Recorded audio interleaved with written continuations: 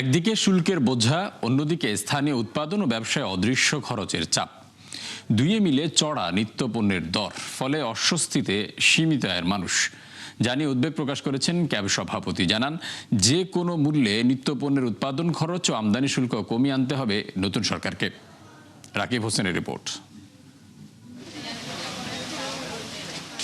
মীর সাইদুল আলম কারওয়ান বাজার থেকে কিনেছেন ছোলা, তেল, চিনি সহ প্রায় ৩,০০০ টাকার নিত্যপণ্য।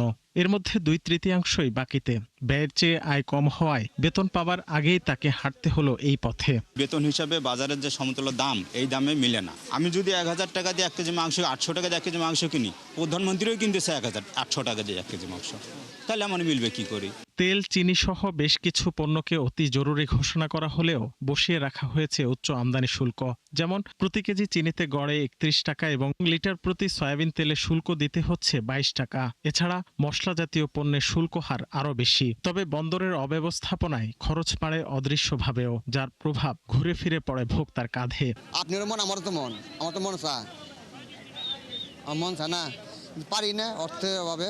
ইনকাম হয় ৫০০ টাকা, খরচ হয় ৬০০ টাকা বা ৭০০ টাকা, এই ২০০ টাকা ঘাটতি থেকে যায়। এটাকে মিলাইতে খুব কষ্ট হয়। ফলেও কিন্তু অনেক ট্যাক্স, ২০০%, ২৫০%ও ট্যাক্স দিতে হয়। বিভিন্ন জায়গায় যদি চাঁদা না হয়, যদি সরাসরি পাইকারদের কাছে আসে, তাহলে অবশ্যই যারা খুচরা আমরা আছি ভোক্তারা, অবশ্যই আমরা কমে পাবো ইনশাল্লাহ। অন্যদিকে স্থানীয় কৃষি পণ্যের দরেও স্বস্তিতে নেই নিম্ন আয়ের মানুষ। রোজার মাঝামাঝি এসে বেগুন, লেবু, শসা, টমেটো, কাঁচামরিচ সহ বেশ কিছু পণ্যের দর খানিকটা কমলেও এখনও তা অনেকের নাগালের বাইরে। রোজার শুরুতে যে দাম ছিল তার চেয়ে একটু কমছে, কিন্তু আগের চেয়ে তো দাম বেড়ে গেছে। বেগুনের কেজি হলো একটা আছে ৮০ টাকা, একটা আছে ১০০ টাকা, আর টমেটোর কেজি হলো ৫০ টাকা, ক্ষীরা কেজি ৬০ টাকা, শসার কেজি হলো ৮০ টাকা। দামটা একটু সহনীয় হওয়া দরকার। আমরা যারা মধ্যবিত্ত আছি তাদের জন্য আসলে খুব বেশি কষ্ট হয়ে যাচ্ছে। যে যারা মনিটরিংয়ের দায়িত্বে আছে, যে ঠিক মতো এটা মার্কেটে ঠিক মতো দিচ্ছে কিনা সেটা দেখতে হবে।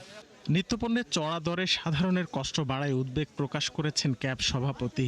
জানান, যে কোনো মূল্যে কৃষকের উৎপাদন খরচের পাশাপাশি আমদানি শুল্ক কমিয়ে আনতে হবে নতুন সরকারকে। নিশ্চিত করতে হবে সঠিক বাজার ব্যবস্থাপনা। আপনি বলছেন এসেনশিয়াল কমোডিটি, অর্থাৎ অত্যাবশ্যক পণ্য, আবার আপনি কিন্তু সরকারকে অতিরিক্ত রেভিনিউ আপনার পকেট থেকে নিচ্ছে, তাহলে তো আপনার দামটা বেড়েই যাচ্ছে। এমনিই তো অনেক মানুষ বেকার হয়েছে, মূল্যস্ফীতি হয়েছে, সেই কারণে আমরা এই অতিরিক্ত ডিউটির চাপটা কিন্তু সাধারণ মানুষ বহন করতে পারছে না। এখানে আমি বলবো, একটি গণতান্ত্রিক সরকার, তাকে এটা ফোকাস করতে হবে। একদিকে মূল্যস্ফীতি নিয়ন্ত্রণ, অন্যদিকে রাজস্ব আহরণ বৃদ্ধির চাপ, এই দুইয়ে মিলে কঠিন চ্যালেঞ্জের মুখোমুখি নতুন সরকার। রাকিব হোসেন, ৭১, ঢাকা।